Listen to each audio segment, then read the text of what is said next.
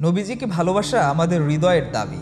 এই ভালোবাসা শুধু মুখের কথা নয়, এক আত্মিক সম্পর্ক, জীবনের পথ প্রদর্শককে অনুসরণের অঙ্গীকার। আমাদের প্রিয় নবী হযরত মুহাম্মদ সাল্লাল্লাহু আলাইহি ওয়াসাল্লাম, যাকে আমরা নিজের জীবনের চেয়েও বেশি ভালোবাসি, তাকে নিয়ে কেউ অবমাননা কিংবা কটূক্তি করা তো দূরের কথা, তার ব্যাপারে সামান্য অসম্মানমূলক কোনো আচরণ করলেও আমাদের মনে ক্ষত সৃষ্টি হয়, আমাদের হৃদয়ে আঘাত লাগে। আমরা প্রতিবাদ করি, প্রতিরোধে ফুঁসে ওঠে পুরো মুসলিম জনতা।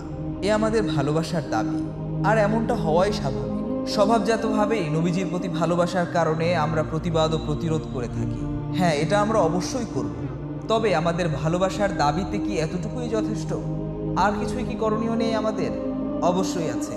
প্রতিবাদ, প্রতিরোধ, নবীজির জীবনী, শিক্ষা, তার দেখানো পথকে নিজেরা আঁকড়ে ধরা এবং মানুষের মাঝে ছড়িয়ে দেওয়া। একজন কটূক্তিকারী, একজন সমালোচনাকারী, তার শাস্তি তো অবশ্যই হওয়া উচিত। সেজন্য দরকার সিরাত পাঠ ও চর্চা করা। নবীজিকে জানতে পেনফিল্ড পাবলিকেশনের চমৎকার দুটি আয়োজন, সিরাত পাঠ, গুরুত্ব, পদ্ধতি ও প্রায়োগিক রূপ, এবং নূরে দো জাহান। এই বই দুটি থেকে সঠিক দিক নির্দেশনা পাবেন পাঠক ইনশাআল্লাহ। চমৎকার এই বইটি অর্ডার করতে ইনবক্স করুন jazeera.com-এ।